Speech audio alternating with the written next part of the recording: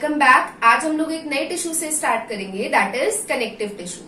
So the topics that we will cover today are, सबसे पहले हम लोग डिवीजन पढ़ेंगे कनेक्टिव टिश्यू की, right. After that we will study about the loose connective tissue which is of two types, areolar and adipose. Then we will discuss about the dense connective tissue which is again of two types, regular and irregular. The regular is of two types, tendon and ligament. So these are the topics that we will study today. So let's begin with our lecture. So students, before we begin with the connective tissue, हम लोग epithelial tissue detailed discussion कर चुके हैं. If you have missed the lecture, the link is there in the description and watch it till end, क्योंकि ये important है और इसके last में मैं आप लोगों को कुछ questions practice के लिए भी दूंगी. So let's begin with the lecture, right? So connective tissue. Connective tissue क्या है? ये widely distributed, मतलब हमारी बॉडी में सबसे ज्यादा अमाउंट में और हर जगह मिलने वाला टिश्यू है. So this is the widely distributed and abundant tissue. ठीक है, widely distributed है और abundant animal tissue है. ठीक, connective tissue जो है ये बेसिक 3 कंपोनेंट्स का बना है. कौन से हैं वो 3 बेसिक कंपोनेंट्स? पहला है मैट्रिक्स, दूसरा है फाइबर्स और तीसरा है सेल्स, राइट. ये इन बेसिक कंपोनेंट्स का बना है. सो इसके 3 बेसिक कंपोनेंट्स कौन से हैं? Matrix, fibres and cells. In general connective tissue के लिए अगर मैं आपको एक्सप्लेन करूं कि इसकी क्या कंपोजिशन है, तो यहाँ पर लिविंग सेल्स होते हैं जो कि non living intercellular. Inter means cell के बीच में, इंटर और इंट्रा के बीच में आप लोगों को मैंने वेरी फर्स्ट लेक्चर में एपिथेलियल टिश्यू के बताया था कि क्या होता है. इंटर सेल के बीच में जो नॉन लिविंग मैट्रिक्स है उसके अंदर लिविंग सेल्स एम्बेडेड होते हैं, प्रेजेंट होते हैं. Clear? So this is the basic composition of the connective tissue. It is made up of matrix, fibres and cells. So before we get into detail कि क्या इनका फंक्शन है और role है, कनेक्टिव टिश्यू का क्या काम होता है? कनेक्टिव का मतलब ही क्या है? कनेक्ट करने का मतलब क्या है? जोड़ना, राइट. तो ये डिफरेंट टिश्यूज को और ऑर्गन्स को जोड़ने का काम करता है. कनेक्टिव टिश्यू का मतलब क्या है? ये कनेक्ट करता है डिफरेंट टिश्यूज और ऑर्गन्स को और सपोर्ट प्रोवाइड करता है to various structures present in the body. Body के अंदर जो बाकी स्ट्रक्चर्स है उनको सपोर्ट प्रोवाइड भी करता है. तो टिश्यूज को और ऑर्गन्स को कनेक्ट कर रहे हैं, साथ में सपोर्ट प्रोवाइड कर रहे हैं, राइट. अब इसके ये 3 बेसिक कंपोनेंट्स है. सबसे पहला है मैट्रिक्स. तो मैट्रिक्स क्या है? ये एक ग्राउंड सब्सटेंस है जो कि पॉलीसेकेराइड्स का और प्रोटीन्स का बना हुआ है. ठीक है, पॉलीसेकेराइड्स और प्रोटीन्स का बना है. पॉलीसेकेराइड्स क्या है? कार्बोहाइड्रेट्स होते हैं ये बेसिकली, जो कि बहुत ज्यादा नंबर में, लार्ज नंबर ऑफ शुगर्स के, पॉली मीन्स मेनी, तो मेनी शुगर मॉलिक्यूल्स जब एक दूसरे से बॉन्ड बनाते हैं तो उसको आप पॉलीसेकेराइड कहते हो. Poly means many and polysaccharide is a carbohydrate molecule जिसमें कि sugar molecules, many sugar molecules they bond together, right. तो पॉलीसेकेराइड और प्रोटीन्स का बना हुआ है कौन सा? मैट्रिक्स. मैट्रिक्स क्या है? एक ग्राउंड सब्सटेंस है जिसके अंदर लिविंग सेल्स प्रेजेंट होते हैं, एम्बेडेड होते हैं. अब इसका सिक्रीशन कौन करते हैं? जो ये सेल्स है ना, जैसे जैसे हमारा लेक्चर आगे बढ़ेगा आपको समझ आएगा, बहुत इंपॉर्टेंट रोल प्ले करते हैं. जो सेल्स है ये रिस्पॉन्सिबल होते हैं मैट्रिक्स के सिक्रीशन के लिए, राइट. तो मैट्रिक्स का सिक्रीशन कौन करता है? सेल्स करते हैं, ठीक है, जो कि पॉलीसेकेराइड और प्रोटीन्स के बने हुए हैं. नेक्स्ट आपके पास आता है फाइबर्स. अब अगर हम फाइबर्स की बात करें तो एक्सेप्ट ब्लड कनेक्टिव टिश्यू को छोड़कर बाकी सारे कनेक्टिव टिश्यूज में जो फाइबर है it is being secreted by the cell. इसको खुद सेल्स सिक्रीट करते हैं. तो सेल कितने इंपॉर्टेंट हो गए? मैट्रिक्स का भी सिक्रीशन कर रहे हैं, फाइबर्स का भी सिक्रीशन कर रहे हैं, ठीक है. और फाइबर्स जो है ये स्पेशल प्रोटीन्स के बने हुए होते हैं. कौन से स्पेशल प्रोटीन्स हैं वो? कोलेजन और इलास्टिन, ठीक है.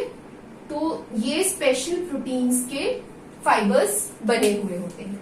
सो सेल्स क्या है? लिविंग कंपोनेंट है, embedded in the non living intercellular matrix. Matrix polysaccharide proteins का बना हुआ है and matrix is being secreted by the sales.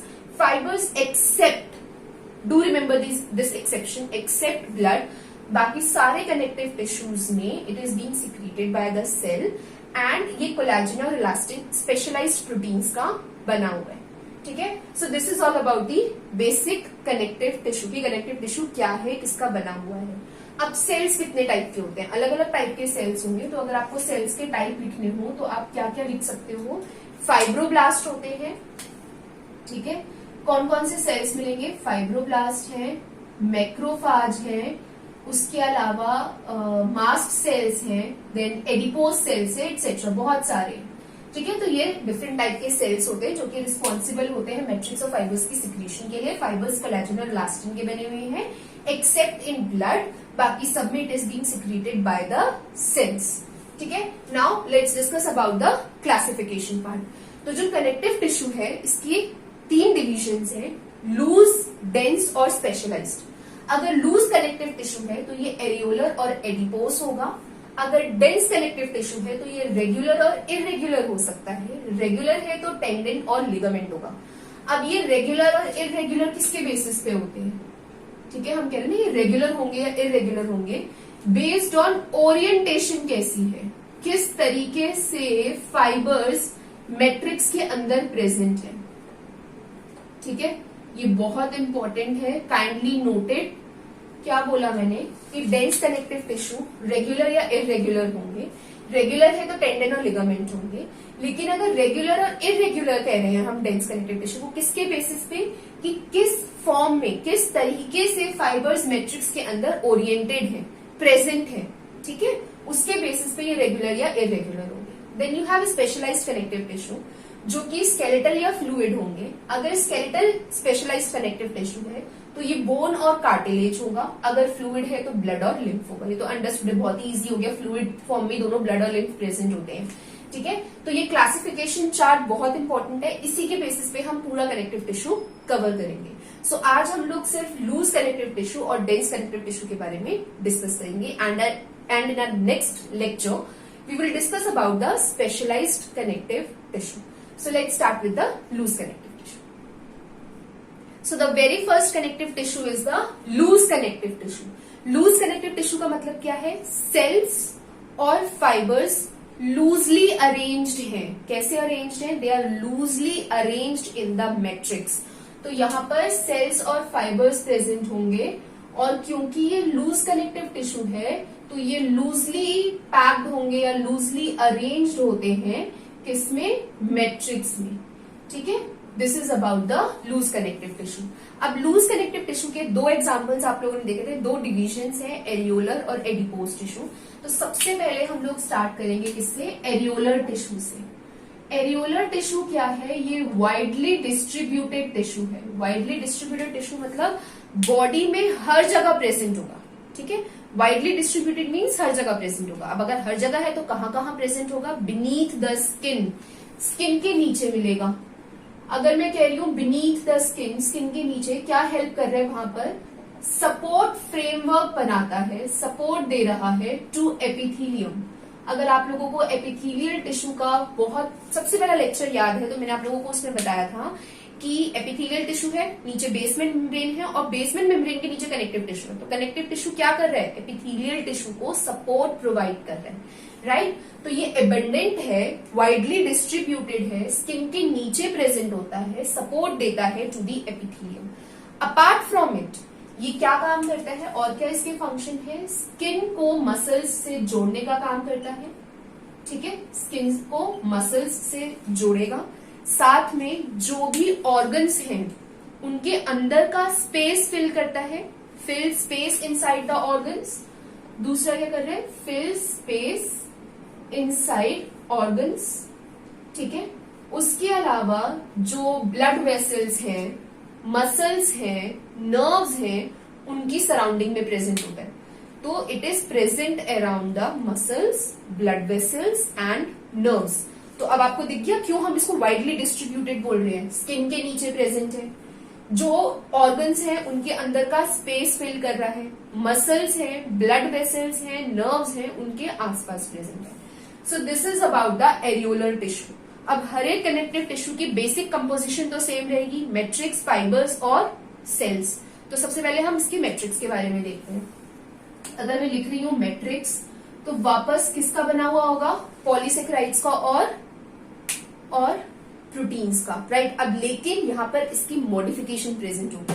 क्या मॉडिफिकेशन है? मैट्रिक्स में जो पॉलीसेकेराइड्स हैं वो मॉडिफाई होकर म्यूकोपॉलीसेकेराइड की फॉर्म में प्रेजेंट होते हैं। म्यूकोपॉलीसेकेराइड का मतलब क्या है? पॉलीसेकेराइड प्लस अमीनो एसिड्स, तो यहाँ पे पॉलीसेकेराइड किससे अटैच्ड है, मतलब म्यूकोपॉलीसेकेराइड्स का मतलब क्या है कि वो पॉलीसेकेराइड चेन जो क्या कंटेन कर रही है, अमीनो एसिड्स कंटेन कर रही है। दूसरा यहाँ पे मॉडिफिकेशन क्या है, प्रोटीन्स की मॉडिफिकेशन हुई है। कौन से प्रोटीन्स है, ये ग्लाइकोप्रोटीन्स है। ग्लाइकोप्रोटीन्स का मतलब क्या है, कार्बोहाइड्रेट और जो पॉलीपेप्टाइड चेन है, glyco is related to carbohydrate and proteins तो प्रोटीन्स है, तो कार्बोहाइड्रेट और पॉलीपेप्टाइड चेन का जो लिंकेज है, जो बॉन्ड है, उसको आप ग्लाइकोप्रोटीन कह रहे हो। ठीक है, तो यहाँ पर मैट्रिक्स म्यूकोपॉलीसेकेराइड्स और ग्लाइकोप्रोटीन्स दोनों कंटेन करती है and they are the modification of proteins and polysaccharides. ठीक है, अब इसके बाद आ जाओ आप इसके सेल्स पर। कैसे सेल्स होंगे इसके अंदर वो देखो, सबसे इंपॉर्टेंट है सेल्स इसके। तो सबसे पहला सेल है इसका फाइब्रोब्लास्ट। अगर मैं कह रही हूं फाइब्रोब्लास्ट, सेल का नाम ही एक्सप्लेन कर रहा है। फाइब्रो मतलब कि इस सेल का काम क्या है, फाइबर्स और मैट्रिक्स का secretion.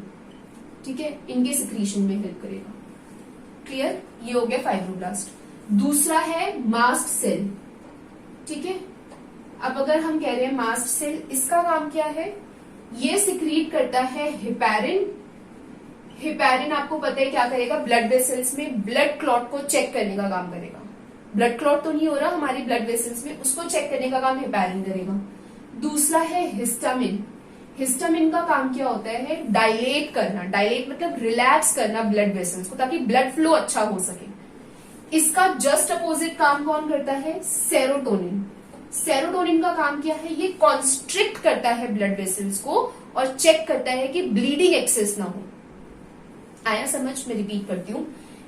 Mast cell heparin secrete करेगा, ये क्या चेक कर रहे हैं, ब्लड क्लॉट चेक कर रहे हैं कि ब्लड क्लॉट तो नहीं हो रहा ब्लड वेसल्स में, अनरिक्वायर्ड। ठीक है, फिर हिस्टामिन का काम क्या है, ये चेक करता है डायलेशन ब्लड वेसल्स का, ताकि ब्लड फ्लो अच्छा हो। हिस्टामिन का बिल्कुल अपोजिट सेरोटोनिन, ये कॉन्स्ट्रिक्ट करता है ब्लड वेसल्स को और रेगुलेट करता है, चेक करता है ब्लीडिंग को। ठीक है, ये हो गया मास्ट सेल। अब तीसरे सेल टाइप का जो सेल है वो है मैक्रोफाज, या इसे आप क्या कहते हो, हिस्टियोसाइट्स। इनका काम क्या होता है, ये इंजेस्ट, मैक्रोफाज फेगोसाइटोसिस करते हैं, इंजेस्ट करते हैं क्या, सेल डेब्रिस हो गया, बैक्टीरिया हो गया, या कोई भी अदर फॉरेन मटेरियल हो गया। तो सेल डेब्रिस है, ठीक है, या कोई फॉरेन मैटर है, या आपका इसके अलावा बैक्टीरिया वगैरह है, उसके इंजेक्शन में मैक्रोफाज इन्वॉल्व होगा। फोर्थ टाइप का जो सेल है वो है आपका प्लाज्मा सेल। प्लाज्मा सेल का काम क्या होता है, ये सिक्रीट करता है एंटीबॉडीज। ठीक है, ये क्या सिक्रीट करेगा, एंटीबॉडी सिक्रीट करेगा। This is antibody. सो आपने यहाँ पे क्या देखा कि लूज कनेक्टिव टिश्यू में सेल्स और फाइबर्स लूजली अरेंज्ड हैं। एरियोलर कनेक्टिव टिश्यू के ये सारे फंक्शंस है जो कि इंपॉर्टेंट है कि ये क्या काम कर रहा है। अपार्ट फ्रॉम इट, इसका मैट्रिक्स म्यूकोपॉलीसेकेराइड्स और ग्लाइकोप्रोटीन्स का बना हुआ है और इसके अंदर ये वेरियस टाइप के सेल्स हैं। आपको हर एक सेल टाइप का फंक्शन पता होना चाहिए एंड दिस इज इम्पोर्टेंट। ठीक है, तो आपको हर एक सेल टाइप का फंक्शन पता होना चाहिए। अब आ जाओ आखिरी इसका फाइबर्स। फाइबर्स बचते हैं, 3 कंपोनेंट्स थे इसके, मैट्रिक्स, सेल और फाइबर्स। अब हम डिस्कस करेंगे फाइबर्स के बारे में। तो जो इसके फाइबर्स हैं वो 2 तरीके के होते हैं। हमने कहा ना कि फाइबर्स स्पेशलाइज्ड प्रोटीन्स के बने हैं। कौन से स्पेशलाइज्ड प्रोटीन्स हैं वो स्पेशलाइज्ड प्रोटीन्स हैं कोलेजन और इलास्टिन। तो उसके बेसिस पे 2 तरीके के फाइबर्स हैं। पहला फाइबर है व्हाइट कोलेजन फाइबर और दूसरा है येलो इलास्टिन फाइबर। ठीक है, ये 2 तरीके के इसके अंदर फाइबर्स हैं। तो आप एक बार इनका फंक्शन भी देख लो क्या है। व्हाइट कोलेजन, कोलेजन आ गया, मतलब किसका बना हुआ है, कोलेजन प्रोटीन का बना हुआ है। व्हाइट कोलेजन का मतलब क्या हुआ कि ये कोलेजन प्रोटीन का बना हुआ है। येलो इलास्टिन का मतलब क्या हुआ, इलास्टिन प्रोटीन का बना हुआ है। ठीक है, अब क्योंकि कोलेजन है तो इलास्टिसिटी यहां नहीं होगी, तो ये अनब्रांच्ड होते हैं और इन इलास्टिक होते हैं। अनब्रांच्ड और इन इलास्टिक होंगे। देन आ जाओ येलो इलास्टिन। इलास्टिन है, इलास्टिसिटी प्रेजेंट होगी। ठीक है, कनेक्टिव टिश्यू का एक ये भी काम होता है, जो फाइबर्स हैं उसमें भी स्पेशली फाइबर्स का क्या काम होता है कि ये फ्लेक्सिबिलिटी और इलास्टिसिटी प्रोवाइड करते हैं। इलास्टिसिटी का मतलब क्या हुआ, मैंने किसी भी चीज को डिफॉर्म किया और वो वापस कैपेबिलिटी रखता है अपनी ओरिजिनल शेप में आने की। ठीक है, तो फाइबर्स का एक इंपॉर्टेंट रोल क्या हुआ कि ये इलास्टिसिटी और फ्लेक्सिबिलिटी प्रोवाइड करते हैं। फ्लेक्सिबिलिटी, आप किसी चीज को बेंड कर पा रहे हो विदाउट ब्रेकिंग, और इलास्टिसिटी का मतलब क्या हुआ, इलास्टिसिटी का मतलब हुआ कि आप उसको डिफॉर्म कर पा रहे हो, वो अपनी ओरिजिनल शेप में वापस आ रही है। तो फाइबर्स दो तरीके के हैं, white collagen and yellow elastin. White collagen का मतलब क्या है यहाँ पे कि अनब्रांच्ड होंगे, इनइलास्टिक होंगे, कोलेजन प्रोटीन के बने होंगे। याद करना इजी हो गया, नो। इलास्टिन है, इलास्टिसिटी प्रेजेंट होगी, ब्रांच्ड होंगे, इलास्टिक है तो ब्रांच्ड होगा, और इलास्टिन फाइबर्स का बना हुआ है, इलास्टिन प्रोटीन का बना हुआ है। ठीक है, so this is in short all about the areolar tissue, जिसमें आप लोगों ने देखा कि स्किन के नीचे है, ऑर्गन्स के अंदर स्पेस फिल कर रहा है, मसल्स, ब्लड वेसल्स, नर्व्स के अराउंड प्रेजेंट है। तो अगर मैं एरियोलर टिश्यू को एक इंपॉर्टेंट नाम देना चाहूं, मैं इसे क्या कह सकती हूँ, मैं इसे सपोर्टिंग और कनेक्टिव टिश्यू कह सकती हूँ। ठीक है, कनेक्टिव टिश्यू तो ये है ही, सपोर्टिंग एंड पैकेजिंग टिश्यू कह सकती हूँ कि ये सपोर्टिंग और पैकेजिंग टिश्यू है। कैसा टिश्यू है, सपोर्टिंग और पैकेजिंग टिश्यू है, जो कि क्या काम करते हैं, ऑर्गन्स के बीच में प्रेजेंट होते हैं, उनको भी अटैच करने का काम करते हैं, साथ में एक सपोर्ट प्रोवाइड करते हैं, एक फ्रेमवर्क देता है टू दी एपिथेलियम। साथ ही साथ इसका सबसे इंपॉर्टेंट रोल है, डू नोट इट डाउन, ये रिपेयरिंग में हेल्प करता है, टिश्यूज को रिपेयर होने में हेल्प करता है आफ्टर एन इंजरी। अगर कोई इंजरी हो जाती है उसके बाद टिश्यूज की रिपेयरिंग में कौन हेल्प करता है, एरियोलर टिश्यू हेल्प करता है। फिर इसके मैट्रिक्स म्यूकोपॉलीसेकेराइड ग्लाइकोप्रोटीन्स के बने हैं, ये इसके 4 टाइप ऑफ सेल्स हैं, ये उनके फंक्शंस हैं। हिपैरिन का आपको रोल पता है, ब्लड क्लॉट को प्रिवेंट करेगा, ब्लड वेसल्स में चेक करेगा उसे, हिस्टामिन डायलेट करेगा, ब्लड वेसल्स को रिलैक्स करेगा, सेरोटोनिन कॉन्स्ट्रिक्ट करेगा, रेगुलेट करेगा ब्लीडिंग को, देन मैक्रोफाजेस और हिस्टोसाइट सेल डेब्रिस हो गया, कोई भी फॉरेन मैटर है, बैक्टीरिया है, उसको इंजेस्ट करेगा, प्लाज्मा सेल्स एंटीबॉडी सिक्रीट करेंगे।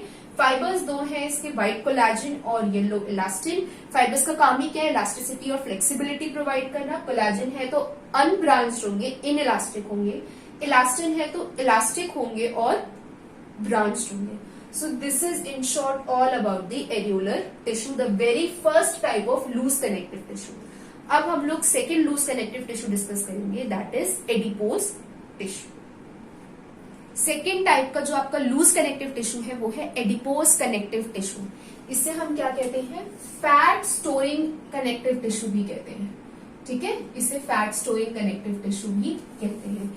एडिपोज कनेक्टिव टिश्यू है तो सेल्स का बना हुआ होगा ऑफ कोर्स। किन टाइप की सेल्स का बना हुआ है, फैट सेल्स और एडिपोज सेल्स। तो जो एडिपोज कनेक्टिव टिश्यू है ये क्या है, एग्रीगेशन है, यानी कि क्लस्टर है ऑफ फैट सेल्स और एडिपोज सेल्स, जिन्हें आप एडिपोसाइट्स भी कहते हो। क्या कहते हो, एडिपोसाइट्स। ठीक है, so this is about the adipose connective tissue. अब ये कहाँ प्रेजेंट होगा, पहला इसका होगा कि बीनीथ द स्किन, स्किन के नीचे मिलेगा। ठीक है, जैसे आपने एरियोलर के लिए पढ़ा था कि वो मसल्स, ब्लड वेसल्स, नर्व्स के अराउंड प्रेजेंट है, तो जहां पे भी फैट स्टोर हो सकता है, जैसे कि हार्ट, किडनी, आई बॉल्स, इनके अराउंड प्रेजेंट होता है। ठीक है, जहां पे भी फैट स्टोरेज पॉसिबल है। सो अराउंड मतलब कि इन ऑर्गन्स के, हार्ट, किडनी, आई बॉल्स, इन स्ट्रक्चर्स के आसपास भी आपको एडिपोज टिश्यू मिलेगा। तो ये बेसिकली क्या है, फैट स्टोरिंग टिश्यू है, क्लस्टर है ऑफ फैट सेल्स और एडिपोज सेल्स, जिसे आप एडिपोसाइट्स भी कहते हो। It is present beneath the skin और it is present around heart, kidney and eyeballs. Apart from it, जो भी न्यूट्रिएंट्स आपने बॉडी में लिए और अगर वो यूज नहीं होते हैं तो they will be immediately converted to fat और इस टिश्यू में जाकर स्टोर हो जाएंगे।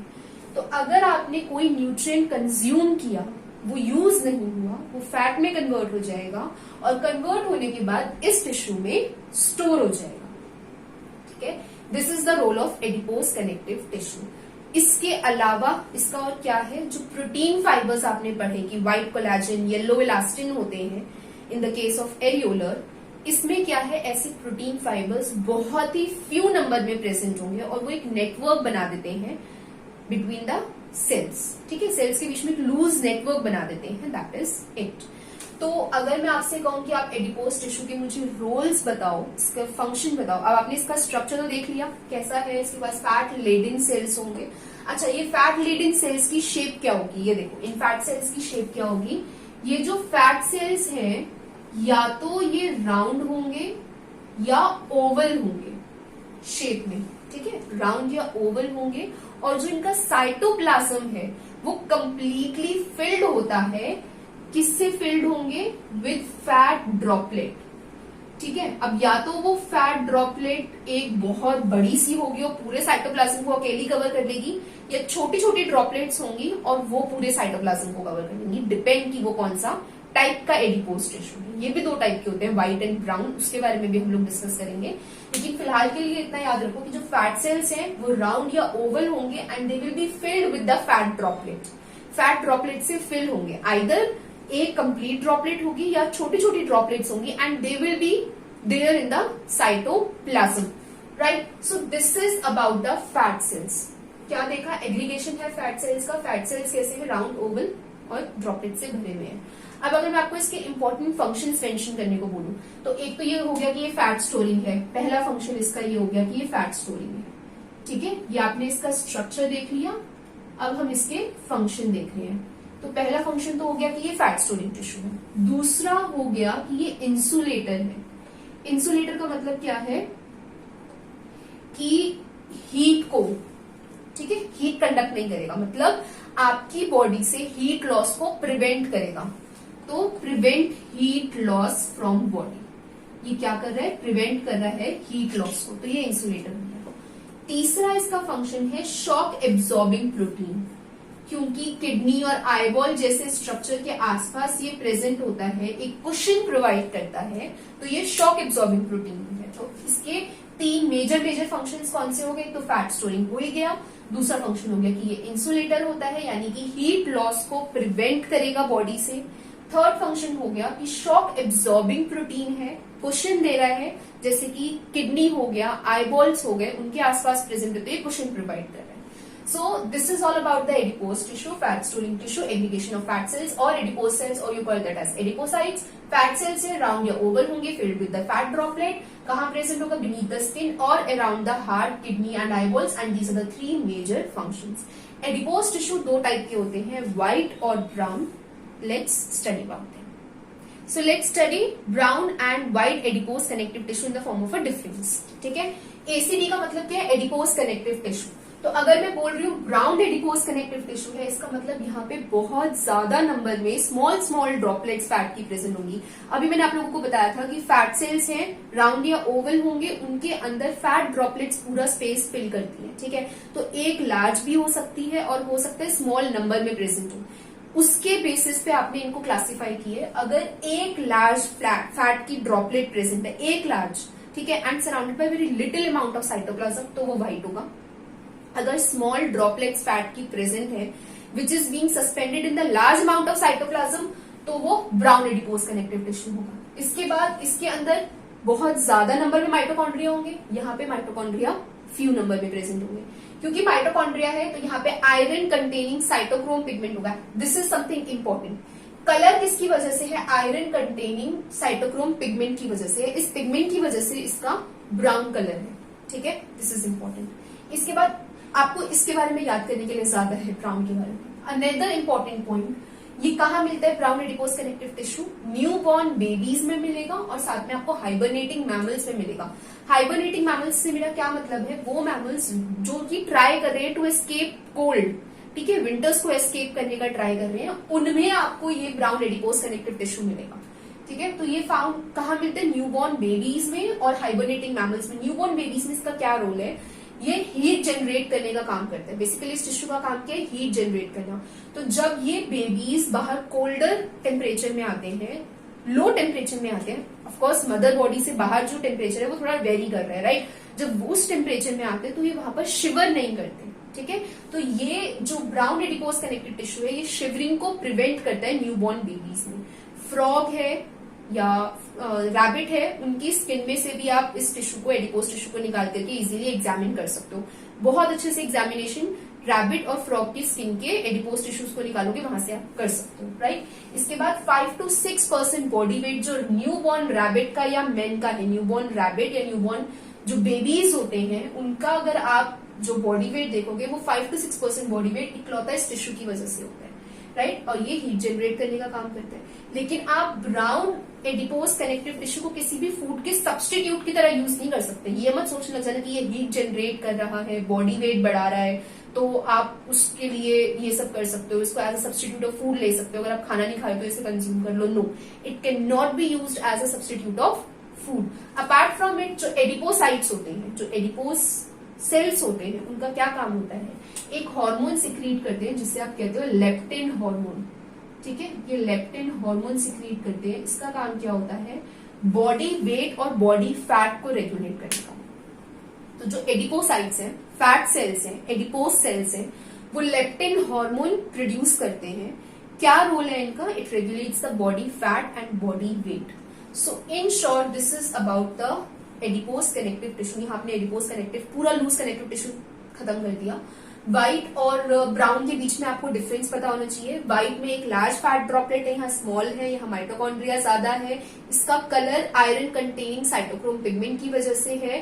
न्यूबॉर्न बेबीज को शिवरिंग से प्रिवेंट करता है, हीट को जनरेट करता है। ये सब बहुत इंपॉर्टेंट चीजें हैं। It can not be used as a what substitute for the food, and this leptin hormone is being produced from the adipose cells। जो adipose cells होते हैं, फैट सेल्स होते हैं या एडिपोसाइट्स होते हैं, वो इसको प्रोड्यूस करते हैं। तो ये एक इंपॉर्टेंट चीज होगी लेप्टिन हार्मोन, ठीक है। तो यहाँ आप लोगों ने पूरा लूज कनेक्टिव टिश्यू खत्म कर दिया। अब हम लोग डेंस कनेक्टिव टिश्यू के बारे में देखेंगे।